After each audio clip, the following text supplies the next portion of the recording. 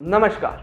देश में लोकसभा चुनाव खत्म हुई वोटिंग, खत्म हुई काउंटिंग और सामने आ गए परिणाम कुछ ऐसे हुए जिनके बारे में किसी ने सोचा भी ना था। एग्जिट पोल को देखकर तो लग रहा था कि भाजपा 400 पार के नारे को साकार कर लेगी, लेकिन हुआ थोड़ा विपरीत।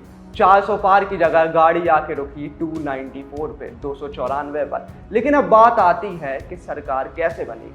सरकार बनानी है इन्हें 303 वाली, तो 303 वाली सरकार के लिए टीडीपी भी चाहिए, जेडीयू भी चाहिए और भी छोटी छोटी कई क्षेत्रीय पार्टियों का समर्थन चाहिए।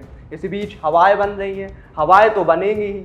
जब मीटिंग बंद कमरे में हो तो उसकी आवाज़ दूर दूर तक जाती है, दूर दूर तक क्या पूरे भारत में जाती है। फिर चाहे वो महाराष्ट्र हो, आंध्र प्रदेश हो, टीडीपी का राज्य या फिर अपना उत्तर प्रदेश हो, सब जगह हवाएं चलती रहती है। इसी बीच एक खबर सामने आई थी। खबर बोले या अटकलें थी।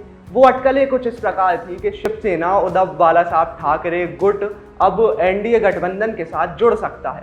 लेकिन उन सभी अटकलों पर विराम लगाया आदित्य ठाकरे जो कि उद्धव ठाकरे के बेटे हैं, उनके ने इन सभी अटकलों पर विराम लगा दिया है। उनका विराम ऐसे समझ में आया जब उन्होंने एक्स पर एक पोस्ट किया। पोस्ट होता है 6 जून 7 बजे तकरीबन।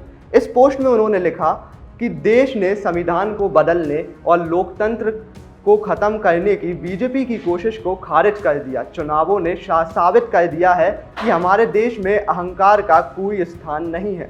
खैर, पोस्ट तो बहुत लंबा है, आप पढ़ सकते हैं, स्क्रॉल भी हो रहा है वीडियो स्क्रीन पर।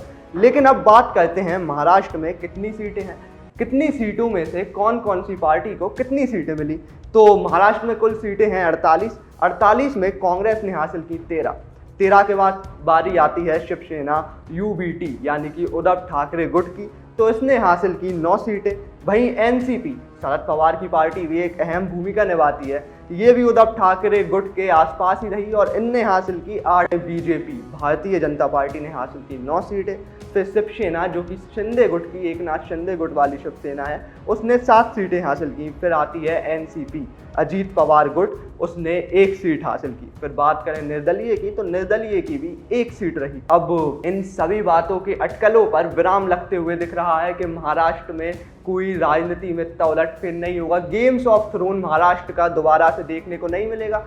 लेकिन आपको क्या लगता है, आप हमें कमेंट बॉक्स में बता सकते हैं। जब तक के लिए मैं सैयद रघुवंशी, कैमरा पर्सन आदित्य के साथ जी हुआ।